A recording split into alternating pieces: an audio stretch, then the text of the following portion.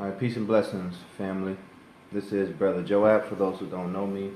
And today I wanted to touch on a topic for the called the Jews and the Gentiles, and the reverence to the to the Old Testament and to the New, because there's been a lot of confusion on who the Gentiles are in the New Testament. So I wanted to go over the history of the Gentiles in the New Testament, so Lord's will we can get a better understanding of who the Jews and the Gentile are for the New Testament. So I'm going to start with the book of Deuteronomy chapter 32 first, and let's see what Moses had to say about this future prophecy that was going to come to pass, and then we're going to get into the main lesson.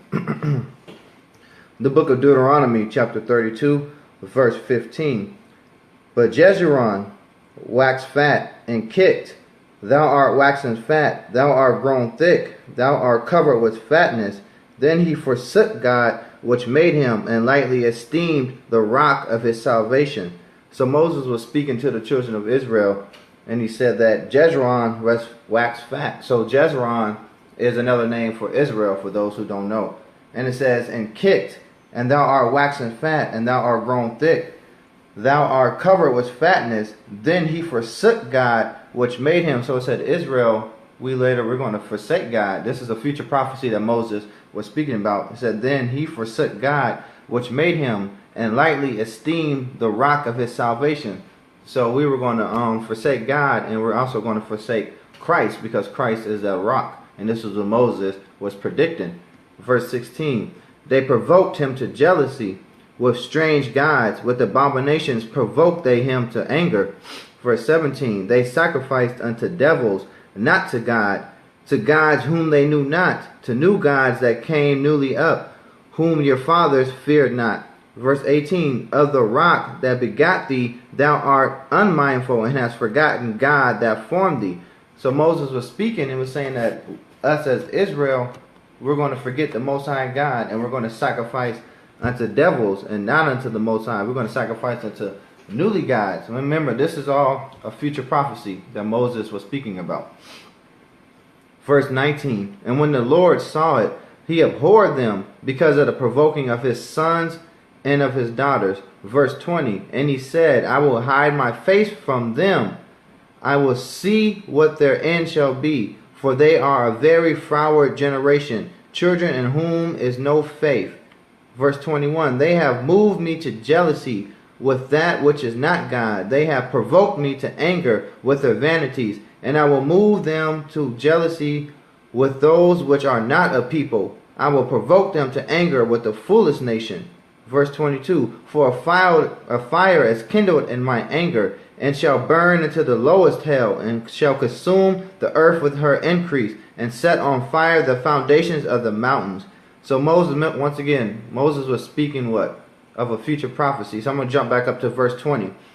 And it says, and he said, I will hide my face from them. I will see what their end shall be. For they are a very froward generation, children in whom is no faith. So Moses was speaking and said that it is a very wicked generation. These people. And these are the Israelites that Moses was speaking to. And this, remember, this was a future prophecy. So I'm going to go to the book of Hosea real quick, chapter 5. And I'm going to Hosea 5 and 15. And it says, I will go and return to my place till they acknowledge their offense and seek my face, and their affliction they will seek me early. So this was Moses speaking into who? To the northern kingdom of Israel. Hosea was speaking to the northern kingdom of Israel that was prophesied by the Most High.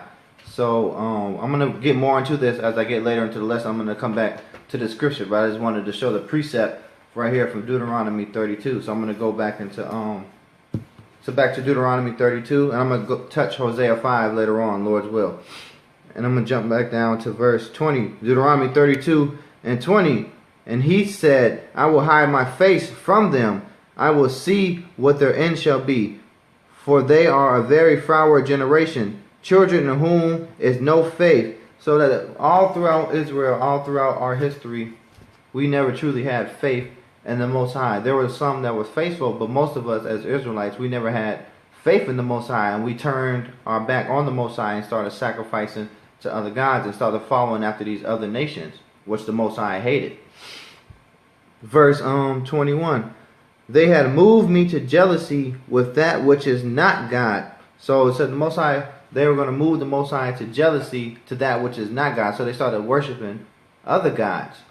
And it says, they have provoked me to anger with their vanities, and I will move them to jealousy with with those which are not a people. I will provoke them to anger with the foolish nation. So remember, once again, this is a future prophecy that Moses was speaking about.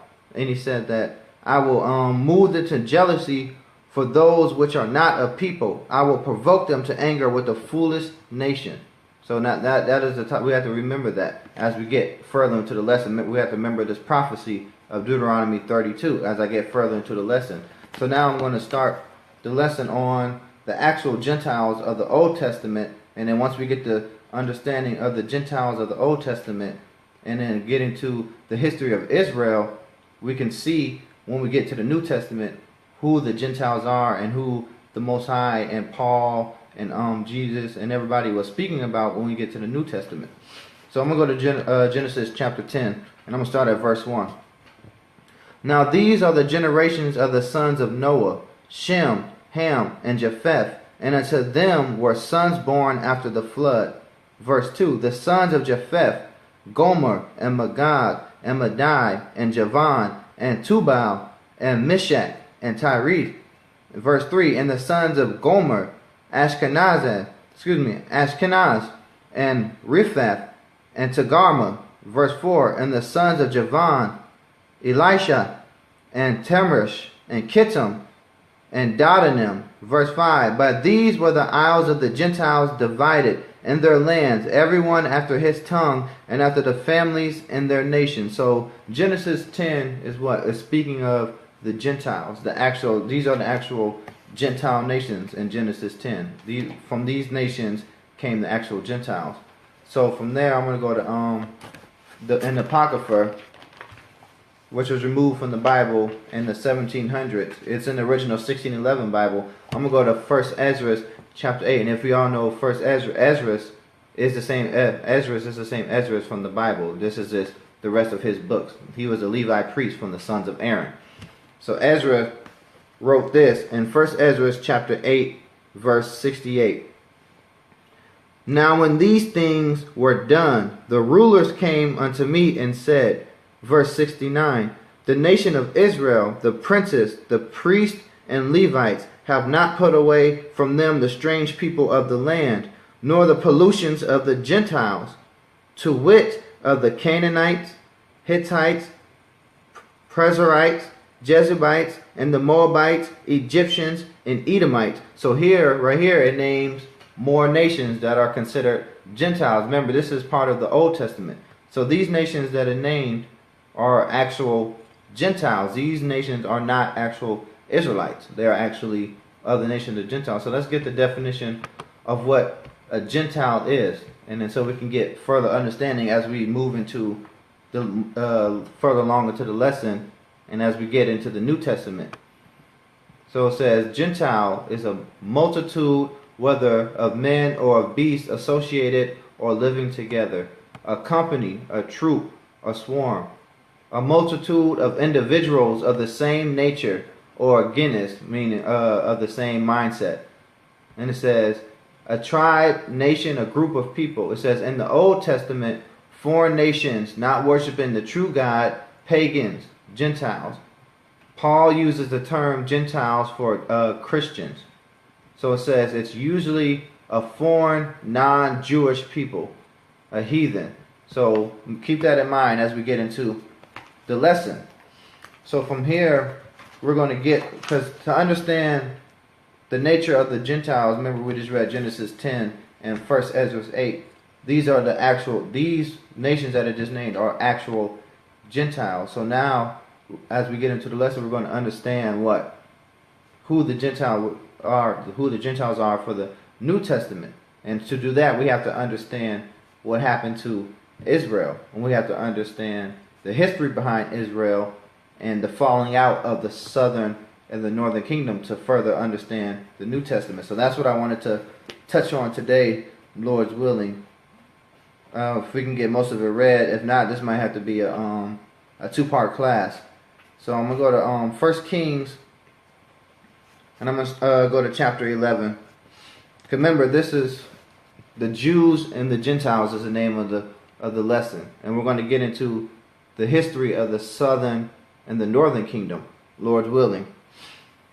So I'm going to go to 1 Kings chapter 11, and I'm going to start at verse 26. And it says, "And Jeroboam, the son of Nebat, an Ephrathite of Zerada." So this is Jeroboam. He was from the tribe of Ephraim, of the northern kingdom of Israel. And it says, "Solomon's servant, whose mother's name was Zeruiah, a widow woman, even he lifted up his hand against the king." And at this time, Solomon was still king of Israel at this time. And the Most High is going to send a prophet to speak to Jeroboam. And we're going to see what this prophet said to Jeroboam and why Solomon was angry with him. Verse 1 Kings 11 and 26. "And Jeroboam, the son of Nebat, an Ephrathite of Zerada, Solomon's servant, whose mother's name was Zeruiah, a widow woman, even he lifted up his hand against the king." Verse 27. And this was the cause that he lifted up his hand against the king. Solomon built Millo and repaired the breaches of the city of David, his father. Verse 28. "And the man Jeroboam was a mighty man of valor. And Solomon, seeing the young man that he was industrious, made him ruler over all the charge of the house of Joseph." So Solomon set up Jeroboam to be the ruler of the house of Joseph. And if for you don't know, the house of Joseph is Ephraim and Manasseh. And Ephraim being the head tribe of the northern kingdom. So Solomon set up Jeroboam to be the ruler over Ephraim and Manasseh.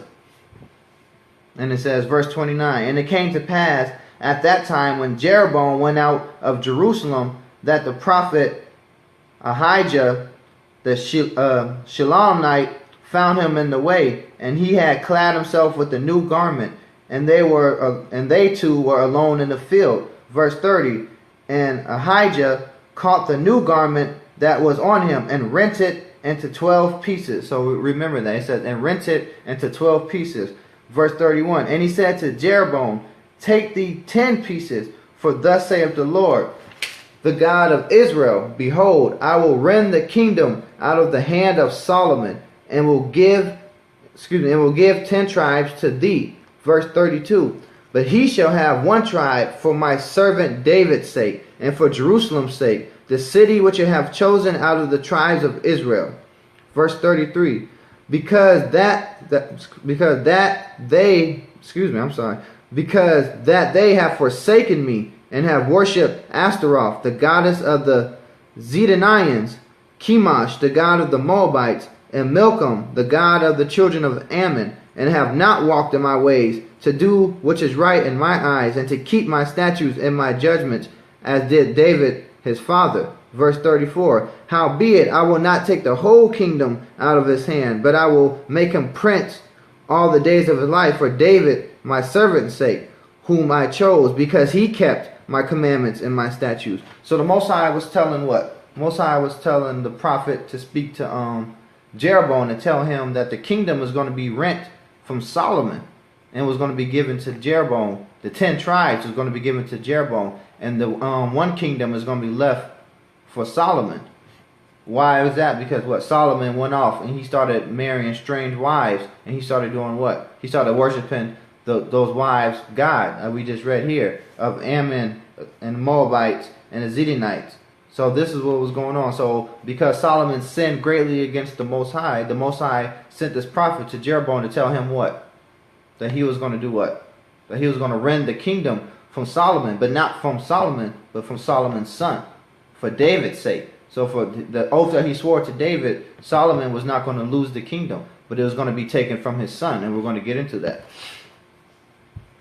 Verse 35, "And I will take the kingdom out of his son's hand, and I will give it unto thee, even 10 tribes. So remember that. It said he's going to give the 10 tribes to Jeroboam.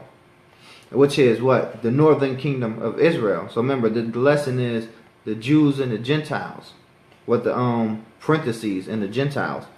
So it says, verse 36, and unto his son will I give one tribe, that David my servant may have a light always before me in Jerusalem, the city which I have chosen me to put my name there, which I have chosen me to put my name there. So one tribe is going to stay with the southern kingdom of Israel, which was Solomon's son. And that tribe was going to eventually turn into Judah, Benjamin, and Levi, the remnant of Levi that came up, because eventually Levi originally didn't have any land for possession, so they were scattered among the tribes. So what happened was eventually Levi came up and joined with the southern kingdom, and then they all became that one tribe, which is Judah, Benjamin, and Levi, and that's where you get the concoction of the southern kingdom.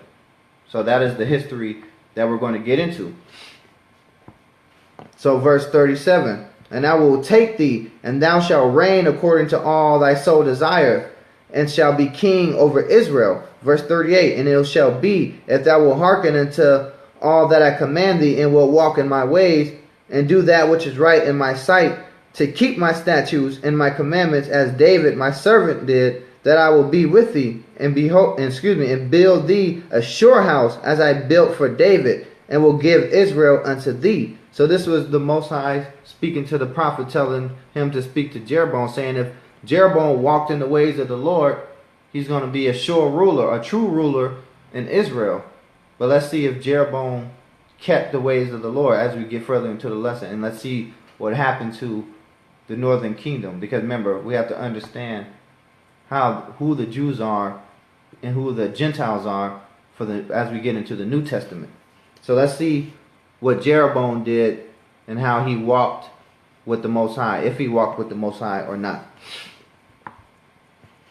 So what was I at? Verse 38, and it shall be, if thou wilt hearken unto all that I command thee, and wilt walk in my ways, and do that is right in my sight, to keep my statutes and my commandments, as David my servant did, that I will be with thee, and build thee a sure house, as I built for David, and I will give Israel unto thee. Verse 39, and I will for this afflict the seed of David, but not forever. So the Most High said he's going to afflict the seed of David. So the house of David that's ruling, the kings of Judah that's going to be ruling, the Most High is going to bring affliction upon them. But he says not forever, because remember, Christ came out of that lineage of David.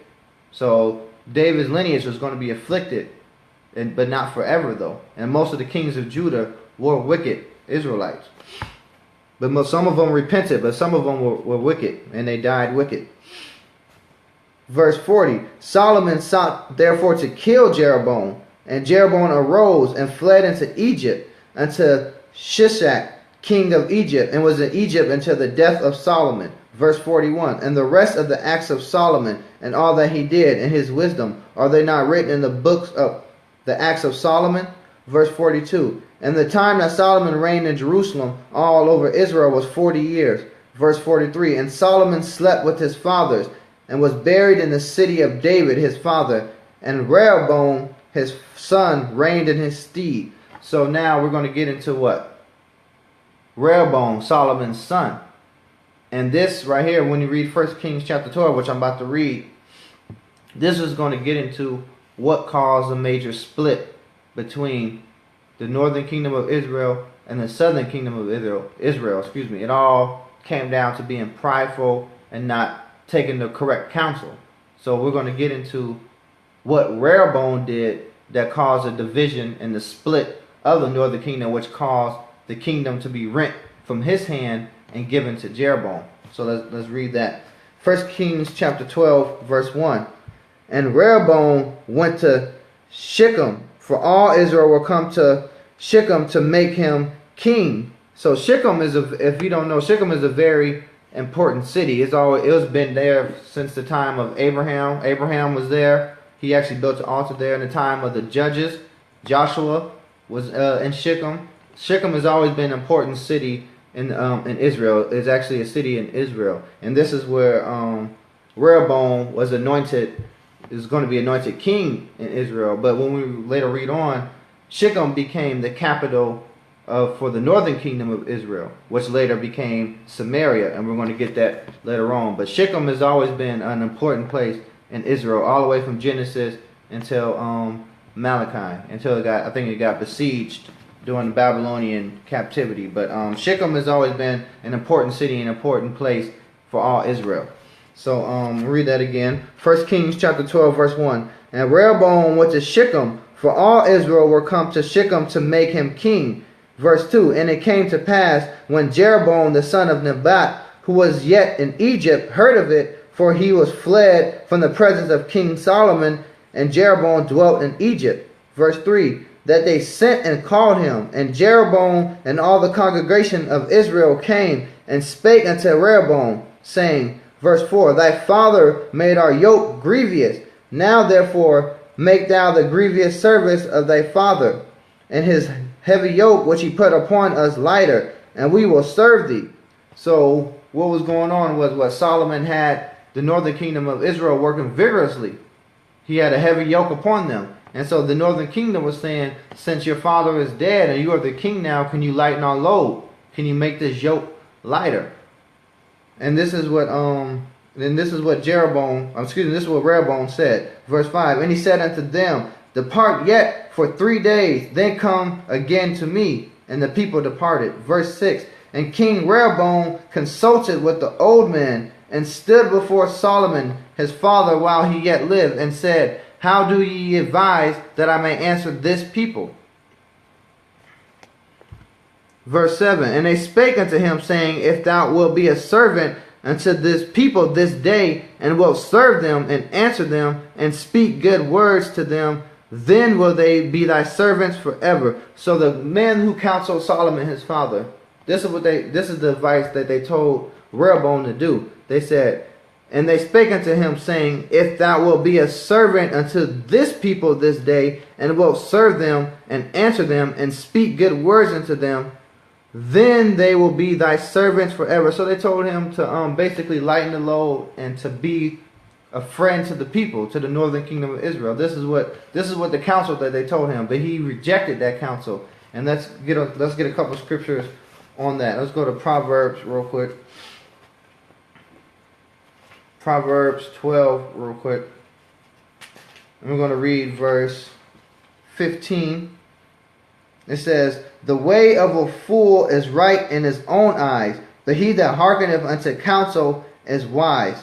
So it says, the way of a fool is right in his own eyes. So what Rehoboam did, he was being a fool in his own eyes because he did not hearken to the counsel of these wise men that instructed his father Solomon, which was the wisest king on earth. So he went and did his own thing. So let's read what he did. Actually, I'm going to get Sirach real quick, and I'm going to come back to 1 Kings. Sirach 32 and 16 real quick. Ecclesiasticus in the book of the Apocrypha, which is called Sirach as well. Sirach 32 and 16 says, they that fear the Lord shall find judgment, and shall kindle justice as a light. So what was going on is Rehoboam, he didn't fear the Most High. He went after his own judgment. He went after his own heart. Like we just read in Proverbs 12. So it says, Ecclesiasticus 32 and 16, they that fear the Lord shall find judgment, and shall kindle justice as a light. So they should do what? Produce righteous judgment. And that's not what happened with Rehoboam, because his ways was not of the ways of the Most High, like his father and like David was, because Solomon eventually repented from the sins that he did with the strange wives. He put away the strange wives, and he put away the strange gods of Moab and Ammon, and he repented, and his heart turned back to the Lord. But Rehoboam did not fear the Most High God, so his judgment was askewed. His mind was off according to the ways of the Most High God. So let's go back to 1 Kings 12, and I'm going to go to verse 8, and it says, but he forsook the counsel of the old men, which they had given him, and consulted with the young men that were grown up with him, which stood before him. So he forsook the counsel of the elders, and did what? And he listened to the advice from his friends that grew up from his youth, which is not a good idea, because they was not consulted also in the ways of the Lord.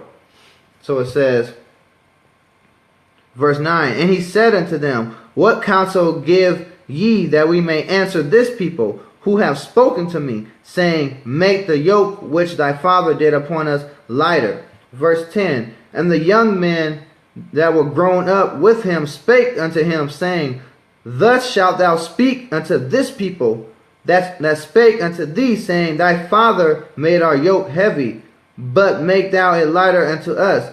Thus shalt thou say unto them, my little finger shall be thicker than my father's loins. Verse 11, now whereas my father did lade you with a heavy yoke, I will add to your yoke. My father has chastised you with whips, but I will chastise you with scorpions. So they gave him the counsel first to disrespect his father. He said, out of my little finger is thicker than my father's loins. So he's saying basically out of my pinky finger is bigger than my father's loins. And what my judgment is going to be harsher than my father. He's trying to say, his friends told him to say that pretty much he's a bigger and badder man than his father. So he's going to make their time worse, which was bad counsel to begin with. So after he said this, he said that verse 11, and now whereas my father did lade you with the heavy yoke, I will add to your yoke. My father has chastised you with whips, but I will chastise you with scorpions. Verse 12, so Jeroboam, remember Jeroboam, the kingdom was already prophesied to go to Jeroboam, the 10 tribes. And it's, the Most High sent the prophet to him and said that he was going to rend the kingdom from Solomon's son. And Solomon's son was going to have one tribe to rule over, which would be the southern kingdom, the tribe of Judah. So Jeroboam and all the people came to Rehoboam the third day, as the king had appointed, saying, come to me again the third day. Verse 13, and the king answered the people roughly, and forsook the old man's counsel that they gave him. Verse 14, and spake to them after the counsel of the young men, saying, my father made your yoke heavy, and I will add to your yoke. My father also chastised you with whips, but I will chastise you with scorpions. Verse 15, wherefore the king hearkened not unto the people, for the cause was from the Lord. So it wasn't just his counsel being foolish. The Most High put that spirit on him to fulfill the prophecy that Jeroboam was going to be the king of Israel, of the northern kingdom of Israel. So the Most High hardened Rehoboam's heart.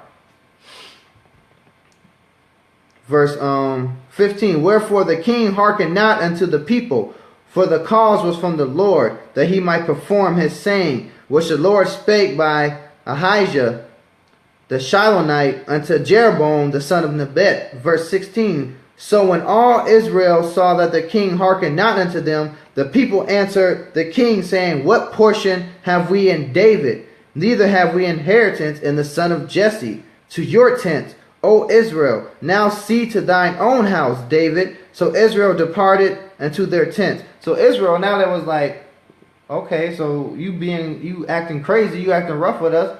So what have we to do with the house of David? You acting crazy. Why should we serve the house of David? We supposed to be brothers. So what's going on? So verse 17, but as for the children of Israel which dwell in the cities of Judah, Rehoboam reigned over them. So the children of Israel who stayed in Judah, which is the Judites, Jeroboam reigned over them, thus fulfilling the prophecy that Rehoboam will be reigning over one tribe, and the rest of the 10 tribes departed out of the land, and they went to serve with Jeroboam. Then the king sent Adoram, who was over the tribute, and all Israel stoned with him stones that he died. Therefore King Rehoboam made speed to get up to his chariot to flee to Jerusalem. So Rehoboam sent Adoram to go to the northern kingdom and see what was going on for the tribute. And they picked up stones to stone him to death. So they pretty much declared war on the southern kingdom. And Jeroboam took his chariot and fled back up to Jerusalem because he didn't want to get stoned to death either because he was the king. Verse 19, so Israel rebelled against the house of David until this day. So it says even until this day that Israel is still rebellion against the house of David, the northern kingdom of Israel.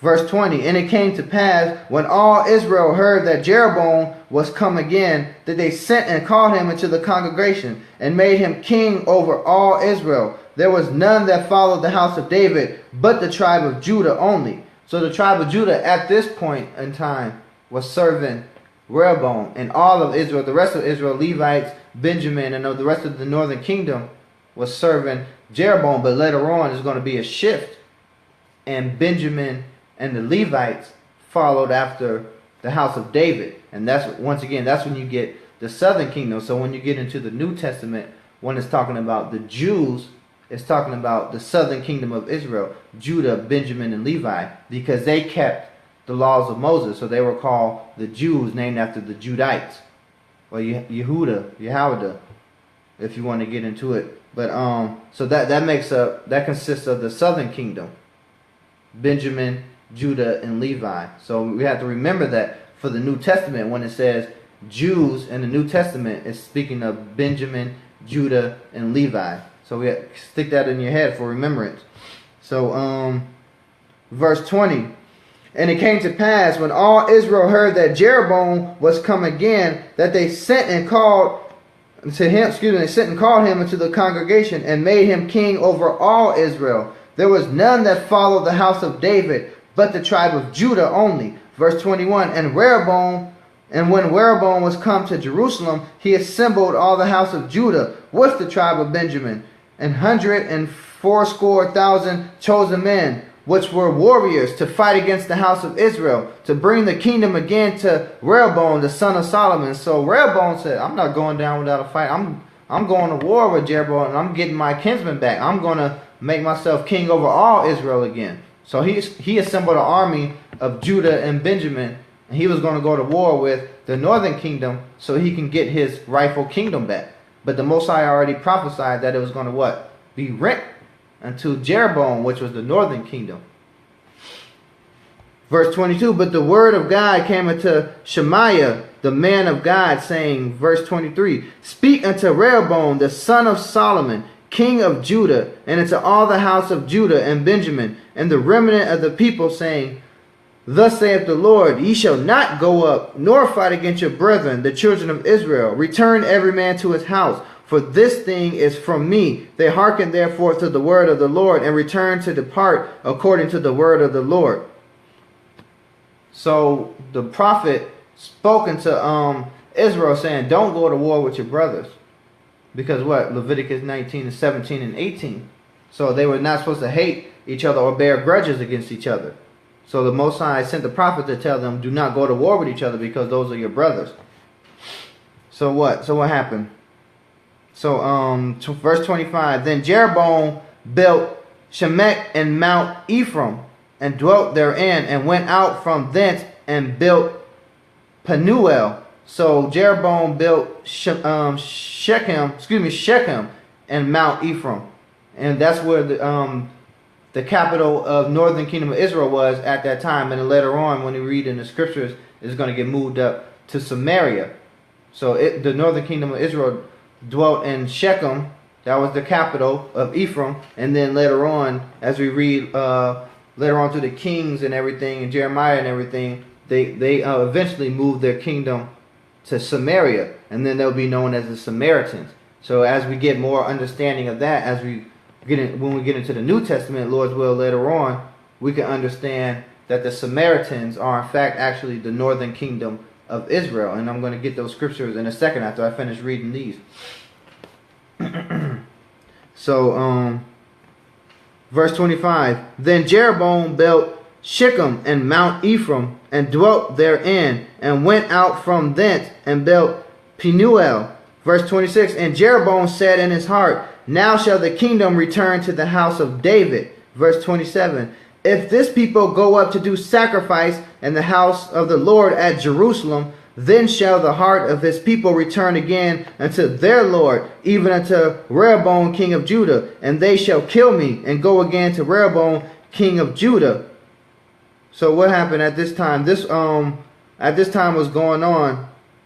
It was the Feast of Tabernacles at this time, and so if you know, all of Israel was supposed to go to Jerusalem during the Feast of Tabernacles, because it was what? The Feast of Weeks, the Feast of Unleavened Bread, and the Feast of Tabernacles, with all the males supposed to report to Jerusalem to do the sacrifice. So this is what Rehoboam was referring to. So he's saying the time is upon us that all men shall report to Jerusalem. And if they report to Jerusalem, they're going to go what? Be confederate with Rehoboam and join back into his kingdom. So Jeroboam didn't want that. So the wickedness of the mind, the wickedness of the heart is so evil that this is what this man concocted in his mind, because he was not following the Lord at this time. He was following his own vain heart. And this is what it got him. So this is what happened with Jeroboam.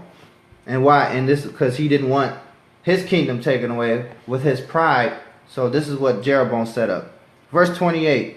Whereupon the king took counsel and made 2 calves of gold and said unto them, It is too much for you to go up to Jerusalem. Behold thy gods, O Israel, which brought thee up out of the land of Egypt. Verse 29. And he set the one in Bethel, and the other he put in Dan. So what happened was, this was the beginning of the northern kingdom's idolatry, which waxed worse and worse until they fell. So right here, Jeroboam, because of his pride, set up 2 golden calves, like the golden calf that they had in Egypt. He said, These are your gods now, Israel. So the northern kingdom of Israel, he was telling them, don't go up to Jerusalem. Worship this golden calf. These are the ones that delivered you out of Egypt. So this is what happened. Verse 30. And this thing became a sin, for the people went to worship before the one, even unto Dan. So Jeroboam caused the children of Israel to sin by setting up those 2 idols. And it said that the children of Israel actually went up to worship those golden calves, one in Bethel and one in Dan. And Jeroboam said that these were the gods that delivered you out of Egypt. Now remember, going back to the prophecy of Deuteronomy 32, they set up strange gods and sacrificed to devils and to gods that the forefathers knew not, and new gods. So Jeroboam here set up, this is starting to fulfill the prophecy. We're starting to connect the dots together of what was going on with Moses prophesied in Deuteronomy 32. So Jeroboam was fulfilling that prophecy. And now we're going to get into how much further the northern kingdom fell off. So as we get into the lesson, we're going to start to get the understanding of the Gentiles for the New Testament. Verse 30. And this thing became a sin, for the people went to worship before the one, even unto Dan. Verse 31. And he made a house of high places, and made priests of the lowest of the people, which were not of the sons of Levi. So here's another sin that Jeroboam committed from the pride of his heart. He set up priests that were not of the sons of Aaron of Levi. He just went up to regular men and said, Hey, you want to be a priest? Okay, sure, why not? Knowing that the priesthood was only given to Aaron and his sons. So that's another sin that Jeroboam did, And as the scriptures say, you're not supposed to add sin upon sin. And Jeroboam, he just continued to fall down in a spiral. He was getting out of control. So verse 32, and Jeroboam ordained a feast in the 8th month on the 15th day of the month, like unto the feast that is in Judah. So the 7th month on the 15th day was the Feast of Tabernacles, which was celebrated in Jerusalem. Like we just read up a couple of verses. That's why he didn't want them to report to Jerusalem to sacrifice for the Feast of Tabernacles. So Jeroboam, what he did was, instead of allowing the men to go to Jerusalem, he set up those golden calves, and he ordained the feast he changed the Feast of Tabernacles from the 7th month to the 8th month on the 15th day, just so he can keep his kingdom, which is a wicked thing to do. Verse 32, and Jeroboam ordained a feast in the 8th month on the 15th day of the month, like unto the feast that is in Judah, and he offered upon the altar. So did he in Bethel sacrifice unto the calves that he had made. And he placed in Bethel the priest of the high places which he had made. So he set up the calf in Bethel. He sacrificed on the altar to the calf in Bethel. And he set up priests that were not of the sons of Aaron to the calves in Bethel. So he set up these men to sacrifice unto these devils. Now the dots are starting to connect according to Deuteronomy 32. So now what? So he offered upon the altar which he had made in Bethel the 15th day of the 8th month. So he created his own feast day, which is out of pure wickedness. This wasn't a feast day ordained by the Most High. This is a feast day set up by Jeroboam because he was being wicked, because he did not want his men to do what? To go up and to what? worship in Jerusalem, which was the commandment for them to do according to Deuteronomy 16. So he offered upon the altar which he had made in Bethel the 15th day of the 8th month, which is in the month which he had devised of his own heart, or ordained a feast unto the children of Israel. And he offered upon the altar and burnt incense. So read 1 Kings 13. I'm not going to read the whole chapter. I'm going to jump down a little bit. I'm going to start at verse 1 though. And behold, there came a man of God out of Judah by the word of the Lord unto Bethel, and Jeroboam stood by the altar to burn incense. Verse 2, and he cried against the altar and the word of the Lord, and said, O altar, altar, thus saith the Lord, behold, a child shall be born unto thee, O house of David, Josiah by name, and upon thee shall he offer the priest of the high places that burn incense upon thee, and men's bones shall be burnt upon thee. Verse 3, and he gave a sign by the same day, saying, this is the sign which the Lord hath spoken. Behold, the altar shall be rent, and the ashes that are upon it shall be poured out. So if you don't know about the history of Josiah, Josiah was a righteous king, which found the book of the law and preserved the law of Moses and brought Judah back into serving the Most High God, because eventually also through the fall of Rehoboam and Asa and all the rest of them, Abijah and all the rest of them, who was what happened? Then southern kingdom eventually went off into idolatry and sin, but Josiah, being raised a righteous king, he found the book of the law, and he started keeping the commandments, and he put it into Judah, into the southern kingdom, for them to keep the commandments. And then so from there, some of the kings became righteous, and then they fell off again a little bit later. But Josiah brought up the sure seed of righteousness back into the house of David. That's what this prophecy was about. So now I'm going to jump down to verse 30. So eventually, what was going on, to make this story short, this prophet spoke to Jeroboam, and said the Most High ordained him not to eat or drink. But then what happened was he ended up being tricked to eat and drink. Another man came and said that he lied and said that he was also a prophet of the Lord, and that the Most High said that he can eat and drink now. So when the prophet ate and drank, the Most High put him to death. So I'm going to jump down to verse 29. And the prophets took up the carcass of the man of God and laid it upon the ass and brought it back. And the old prophet came to the city to mourn and to bury him. So the prophet got put to death because he hearkened to the lie of this man, because the Most High ordained this man not to eat or to drink anything for 3 days. But the man was tricked, and he was slew by a lion. That's why I said his carcass was in the way.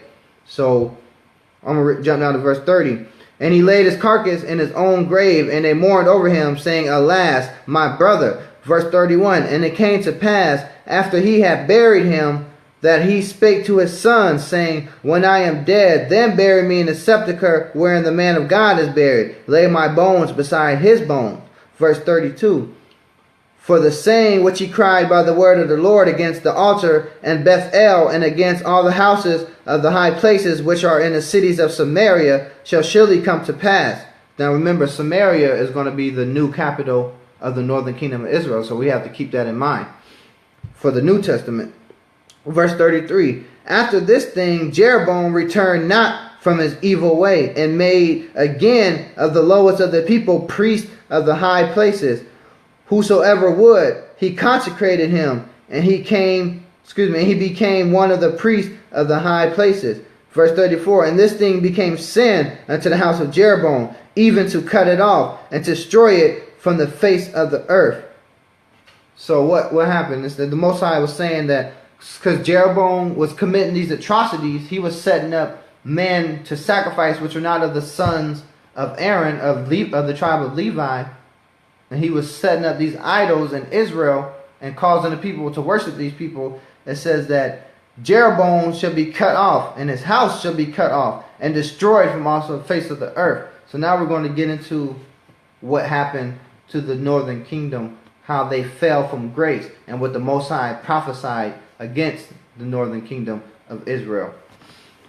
So we're going to go to, well, before that, we're going to go to Chronicles real quick. And we're gonna read about strangers real quick, and how Israel was called strangers in the Old Testament as well, because they started going off on the idolatry from Jeroboam. Israel, Northern Kingdom, was called strangers back then as well. So we're going to go to 2 Chronicles chapter 15. So when we read in the New Testament, when we read strangers, it's going to be talking about Gentile Israelites, and we're going to get into that as well. So 2 Chronicles 15 and 9, it says, "And he gathered all Judah and Benjamin, and the strangers with them out of Ephraim and Manasseh, and out of Simeon, for they fell to him out of Israel in abundance, when they saw that the Lord his God was with him." So right here, this was going Azariah. He went out to meet Asa. This was going on in 2 Chronicles 15. So Azariah came out to meet Asa. So I'm going to read verse 9 again.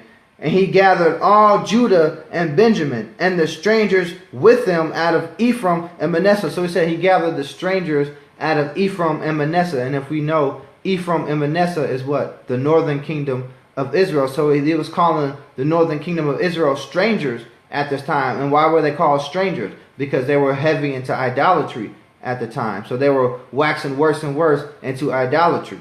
But Judah, they still kept the laws, even though they were going off and they were being wicked kings. They still worshiped the Most High in a sense.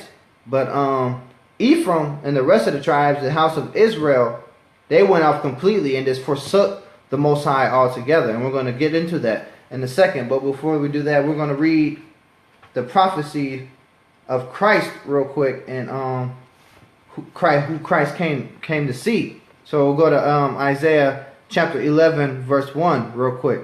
And it says, and there shall come forth a rod out of the stem of Jesse, and a branch shall grow out of his roots." So it says, a rod shall come forth out of Jesse, and a branch shall grow forth out of his roots. So from Jesse came King David, and from David came Solomon, and all the way down the line, we got Christ. So this branch and this rod is talking about Christ. Verse 2, "And the Spirit of the Lord shall rest upon him, the Spirit of wisdom and understanding, the Spirit of counsel and might, the Spirit of knowledge and the fear of the Lord." So Christ is going to have the Spirit of wisdom, knowledge, and the fear of the Lord. And correct counsel, righteous judgment, what Christ is going to have. So I'm going to jump down to verse 10. "And in that day there shall be a root of Jesse, which shall stand for an ensign of the people.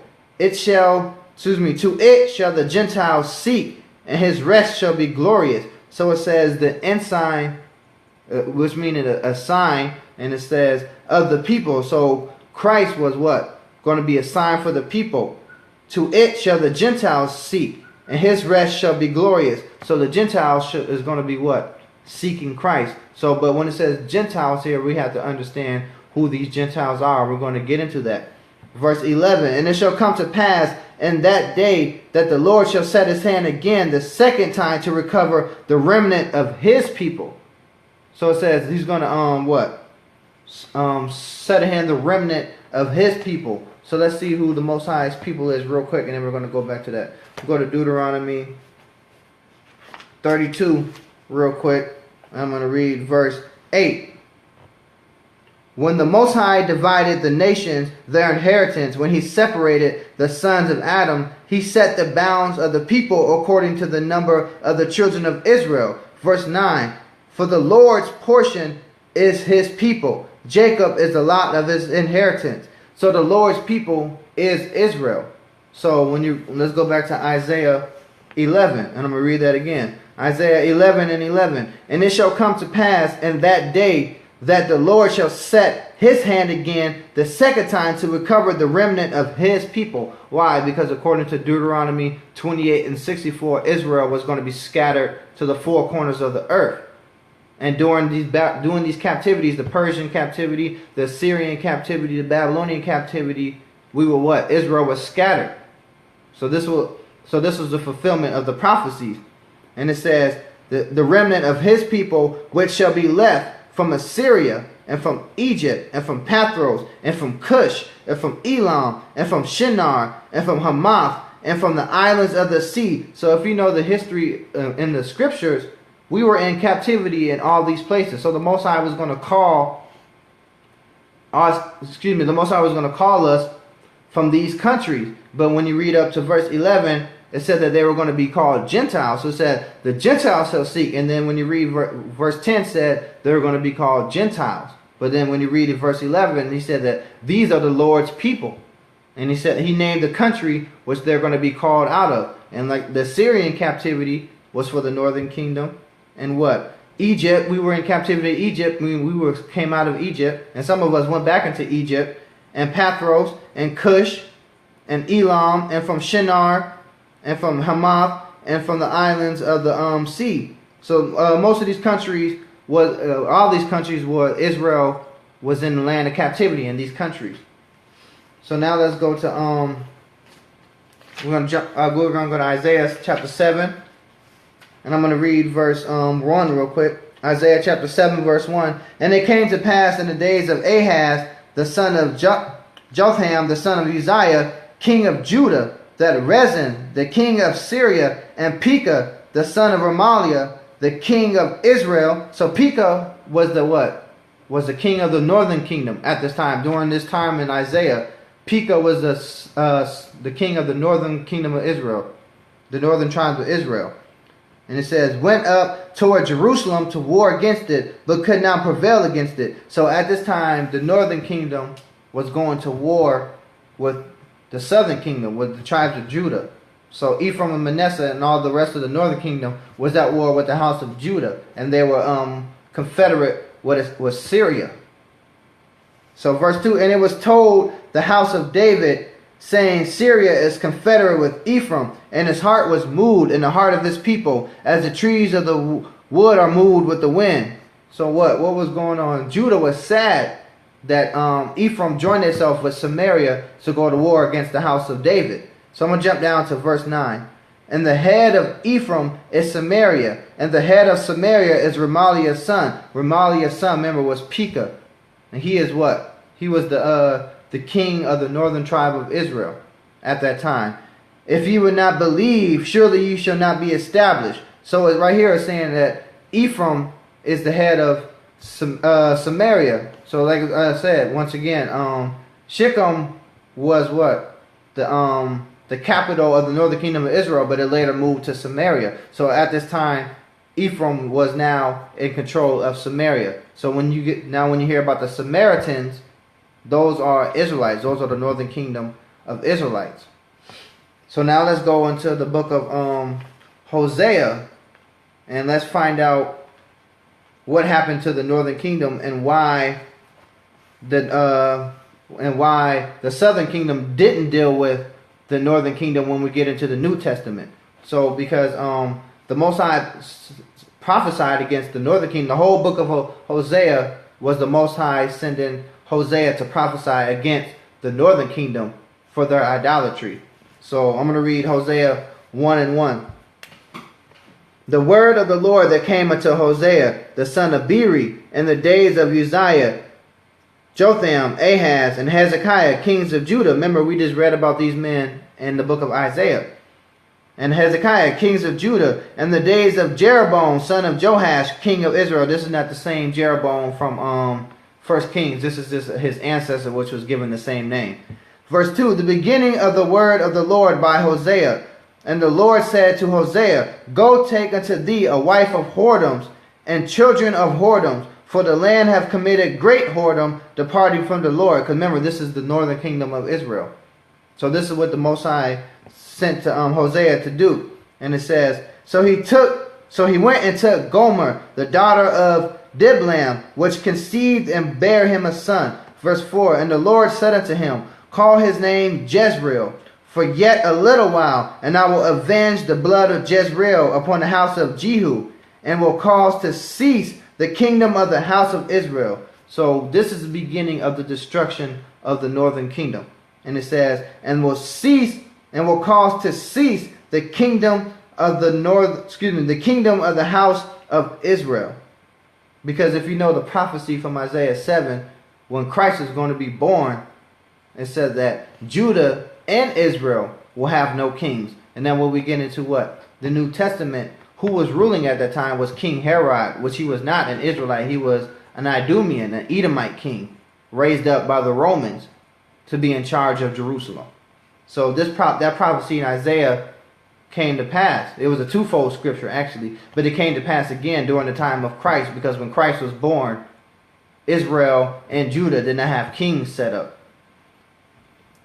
Verse 5, and it shall come to pass at that day that I will break the bow of Israel and the valley of Jezreel. Verse 6, and she conceived again and bare a daughter. And God said unto him, call her name Lo-Ruhamah, for I will no more have mercy upon the house of Israel, but I will utterly take them away. So this is key. This is the beginning of the understanding of why the Jews from the New Testament, Judah, Benjamin, and Levi, had no dealings with what? With the northern kingdom. That's why when we read in John 4, the Samaritan woman, which we now understand is of the northern kingdom, she said, why are you dealing with me? For you know that the Jews have no dwellings with the Samaritans. So this is getting into the history of why the Jews cast away the northern kingdom of people. And remember, the lesson is called the Jews and the Gentiles in parentheses. So verse 6 again, and she conceived again and bare a daughter, and God said unto him, call her name Lo-Ruhamah, for I will no more have mercy upon the house of Israel. The house of Israel is the northern kingdom. That's what we have to understand. But I will utterly take them away. Verse 7, but I will have mercy upon the house of Judah, and will save them by the Lord their God, and will not save them by bow, nor by sword, nor by battle, nor by horses, nor by horsemen. So it says the house of Judah is going to be saved by the Lord their God. Because what? The Most High sent his son Christ. And at the time, Christ said, go not to the way of the Gentiles or the Samaritans, but go into the lost sheep of the house of Israel. Matthew 15 and 24. So it said the Most High was going to save Judah by the Lord their God. So he was going to send his son to save the house of Judah. But this is one of the prophecies. But we have to understand what the Most High was doing at the time, and we're going to get into that in a second. He cast away the northern kingdom for a specific reason, but we're going to get into that in a second. And it says, and this is where the Jews got confused at with the book of Hosea.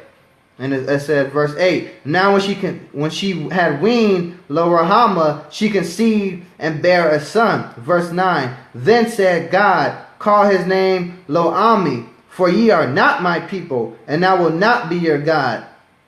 So this is talking about the the whole book of Hosea is speaking of the northern kingdom of Israel, which the head of it is Ephraim. So he said in verse 9, then said God, call his name Lo-Ami, for ye are not my people, and I will not be your God. So this is the beginning of the Most High casting away the northern kingdom of Israel, and how they truly went into the Gentile mind state, because they just completely forsook the Most High, and they started just going off and doing their own thing. And the southern kingdom understood that. And the Most High said that they're not his people anymore. So the southern kingdom just completely stepped away from the northern kingdom. And they only dwelt within themselves, Benjamin, Judah, and Levi. So now that we're starting to understand who the Jews are and who the Gentiles are, we're going to get more edification, Lord's will, of the northern kingdom. And like I said, what the Most High had in store for them. Verse 10, yet the number of the children of Israel shall be as the sand of the sea, which cannot be numbered nor measured. And it shall come to pass that in a place where it is said unto them, ye are not my people, there shall be said unto them, ye are the sons of the living God. So remember, at this time, let's go to Romans real quick, and then we're going to go right back to Hosea. Because remember, Paul quoted this exact same scripture. But remember, who was the Most High speaking to? He was speaking to the northern kingdom of Israel. And Hosea, the whole book of Hosea, is prophesying against the northern kingdom of Israel, trying to get them to repent. Most High sent Hosea for them to repent. So we're going to go down to Romans chapter 9, and I'm going to start at verse 24. Even us, whom he hath called, not of the Jews only, but also of the Gentiles. Actually, I'm going to start at verse 23. And that he might have known the riches of his glory on the vessels of mercy, which he had afore prepared unto glory. Verse 24. Even us, whom he hath called, not of the Jews only, but also of the Gentiles. So that is a question. He said that did not Christ come what? Not for the Jews only, but also of the Gentiles. Remember, we just read that in Isaiah 11 and 11. So, but who were the Gentiles that he is speaking about? Remember, he had to have the understanding of the Old Testament. So what? Let's go to verse 25. As he has said also in Ozee, I will call them my people, which were not my people, and her beloved, which was not my beloved. And it says, and it shall come to pass that in the place where it is said unto them, ye are not my people, there they should be called the children of the living God. Verse 27, Isaiah also cried concerning Israel, though the number of the children of Israel be as the sand of the sea, a remnant shall be saved. Verse 28, for he shall finish the work and cut it short in righteousness, because a short work will the Lord make upon the earth. Verse 29, and as Isaiah has said before, except the Lord of Saba have left us a seed, we have been as Sodom and made like unto Gomorrah. What shall we say then? That the Gentiles which follow not after righteousness have attained to righteousness, even the righteousness which of faith? But Israel, which follow after the law of righteousness, have not obtained the law of righteousness. Wherefore, because they sought it not by faith, but as it were by the works of the law, for they stumbled at that stumbling stone. And as it is written, behold, I lay in Zion a stumbling stone and rock of offense. Whosoever believeth on him shall not be ashamed. That stumbling stone, that rock of offense is what? Is Christ. And the Jews and the Gentiles both stumbled on Christ. Let me read that again real quick in Isaiah chapter 8, and then we're coming right back to Hosea. In the book of Isaiah chapter 8, that stumbling blown in the rock of offense. Isaiah chapter 8 verse 14. And he shall be for a sanctuary, but for a stone of stumbling, and for a rock of offense to both the houses of Israel. So to the southern kingdom and to the northern kingdom. This rock of offense, the stumbling block, which is Christ. They're going to trip and stumble over Christ, because the ones who the Most High darkened their understanding, they're not going to understand truly why Christ came. They're not going to understand what Christ came to fulfill. And we're going to get into that. And many among them shall stumble and fall and be broken and be snared and be taken. So it says, bind up the testimony, seal the law among my disciples. So the ones who's going to be sealed, they're going to have the understanding why Christ came. They're going to have the understanding for what? That Christ came to restore the house of Israel, to restore the house of Judah. That is the understanding that we have that Christ came to do. And we're going to get into the scriptures to understand that. But I'm going to go back to Hosea, and I'm going to read verse 10. Because remember, we just read Romans 9. Paul quoted directly from the book of Hosea. So I'm going to go back to Hosea chapter 1 verse 10. Yet the number of the children of Israel shall be as the sand of the sea, which cannot be measured nor numbered. And it shall come to pass that in the place where it is said unto them, ye are not my people, there shall be said unto them, ye are the sons of the living God. Verse 11. Then shall the children of Judah and the children of Israel be gathered together, and appointed themselves one head. And appoint themselves one head. And they shall come out of the land, for great shall be the day of Jezreel. So on this day, on Christ's second return, Christ's second coming, the children of Judah, the southern kingdom, and the children of Israel, the northern kingdom, shall be gathered together and appoint one head, which is Christ, which is going to be our king. So let's go to Hosea chapter 3, because this is another prophecy that was fulfilled. Hosea chapter 3, verse 4. And this scripture is also being twisted among Israel, but Lord's will today we get the proper understanding of this scripture, because a lot of camps use this scripture to promote an image of Christ, which is not what this scripture is talking about. According to Deuteronomy 4 and Exodus 20, you're not supposed to have any images of the Godhead or of of the Godhead or Christ or of the Most High, and they twist this scripture to promote that image, but that's not what this scripture is talking about. So let's read Hosea chapter 3 and 4 in its proper context, Lord's will. For the children of Israel, so the northern kingdom, the children of Israel shall abide many days without a king, and without a prince, and without a sacrifice, and without an image, and without an ephod, and without a teraphim. So it says, for the children of Israel, so the northern kingdom, shall abide many days without a king, and without a prince, without a sacrifice, without an image, without an ephod, and without a teraphim. So this is coming to pass as the prophet Isaiah wrote. It says that Israel and Judah is going to forsake both their kings, and this is going. Hosea was touching more on that and this was for the northern kingdom's portion. So it said, shall live many days without a king and without a prince. So the king or his sons, and without a sacrifice. So they won't have any Levite priests. And remember, at the time, Jeroboam was setting up priests not of the household of Aaron. So even the Most High was going to cast away the Levite priests, and he was going to cast away the priests that Jeroboam had set up, which were not supposed to be in that office sacrificing at all to begin with. Because now because according to Hebrews 7, Christ is a high priest now after the order of Melchizedek. That's what we have to understand now. So when it says that they shall abide without an image, it's talking about they shall abide without an altar to sacrifice on. That's what that word image. When you look up the word image in the Hebrew or in the Strong's Concordance, it's talking about an altar. It's not talking about an actual picture of Christ or the Most High or other Israelites. It's talking about the altar to sacrifice on. So that's when you read Hosea 3 and 4 in its proper context, it said that Israel, the northern kingdom, will not have a king, nor the king's sons, nor a sacrifice. So they won't have priests to sacrifice. And it says without an image, they won't have an altar to sacrifice on. That's what image is talking about. An ephod, so that's talking about priestly attire. You now have priestly garments.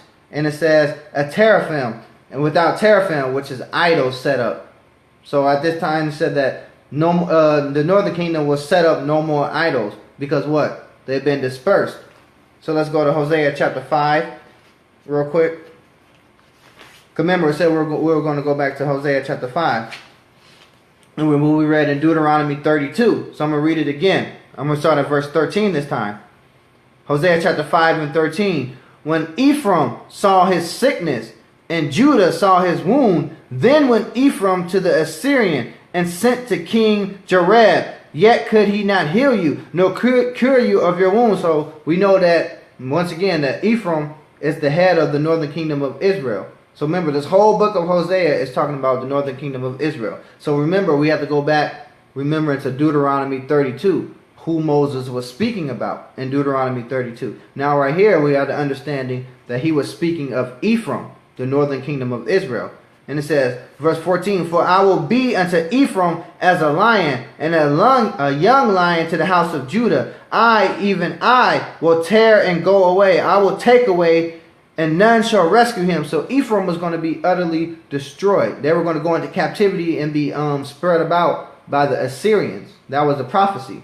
So verse 15, I will go and return to my place till they acknowledge their offense and seek my face, and their affliction they shall seek me early.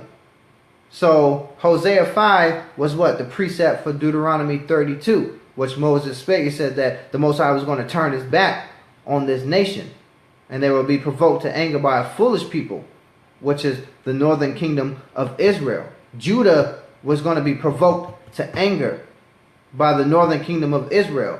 Why? Because it was prophesied in Hosea that the Most High cast away the northern kingdom of Israel. But then when we get into the New Testament, like Peter was saying, he said that it was necessary for the word to go to the Jews first. But since the Jews, they denied Christ and they denied their heritage, Peter said, lo, we turn to the Gentiles. So now when he said, lo, we turn to the Gentiles, it's speaking of the northern kingdom and the remnant also of the Jews that converted into Hellenistic Jews during the time of the Maccabees. And I'm going to read that in a second as well. So Hosea 5:15 it says, I will go and return to my place till they acknowledge their offense and seek my face. And their affliction they shall seek me early. So the northern kingdom, the Most High wanted the northern kingdom of Israel to repent. That's all he wanted them to do, was repent. So I'm going to go down to Hosea chapter 8. And I'm going to start at verse 8. Hosea 8:8. And it says, Israel is swallowed up. Now shall they be among the Gentiles, as a vessel wherein is no pleasure. So it says that Israel is swallowed up, and they shall be among the Gentiles. So Israel dispersed into the Gentiles. So they will be becoming Gentiles, and they are also dispersed into the Gentiles. Verse 9. For they are gone up to Assyria, a wild ass alone by himself. Ephraim have hired lovers. Because Ephraim played the whore. They went a whoring after other nations, and they went a whoring after these idols. That's what it says. Ephraim hired lovers. So Ephraim went a whoring after strange gods. Remember Deuteronomy 32. Remember the prophecy that Moses spoke about is coming to pass within the northern kingdom of Israel. That's what we have to understand. This is all the prophecy concerning the northern kingdom of Israel. That's why we have to understand the Old Testament when we get into the New Testament. If we don't have the proper understanding of what happened between the southern kingdom and the split between the northern kingdom and how the northern kingdom went off, we're not going to understand who the Gentiles are in the New Testament. So it says, verse 10, Yea, though they have hired among the nations, now will I gather them, and they shall sorrow a little for the burden of the king of princes. Verse 11, because Ephraim have had many altars to sin, altars shall be unto him to sin. Verse 12, I have written to him the great thing of my law, but they were counted as a strange thing. So it says that although they have many altars, they set up these altars to sin. Remember in 1 Kings, what we read in 1 Kings 12, we read in 1 Kings 12 that the northern kingdom, Jeroboam, set up altars to sin. He set up altars to sacrifice into those two golden calves, one in Bethel and one in Dan. And they what? The northern kingdom of Israel went for it. So they went up and set up and sacrificed these things. And he also changed the Feast of Tabernacles from the 7th month on the 15th day to what? The 8th month on the 15th day. And he set up his own priest, not after the priest, after the lineage of Aaron, which was of the tribe of Levi. But he set up this random priest to sacrifice. And that was not supposed to be. That is not of the Most High. So verse 11 again. Because Ephraim have made many altars to sin, altars shall be upon him to sin. Verse 12. I have written to him the great things of my law, but they were counted as a strange thing. So the Most High gave us the law from Mount Sinai, but because Ephraim fell off, they counted the laws as a strange thing. So the Most High rejected them. Because what? They rejected the laws of the Most High, so he rejected them as a people. Hosea chapter 1. Verse 13. They sacrifice flesh for the sacrifice of mine offerings, and eat it, but the Lord accepted them not. Now he will remember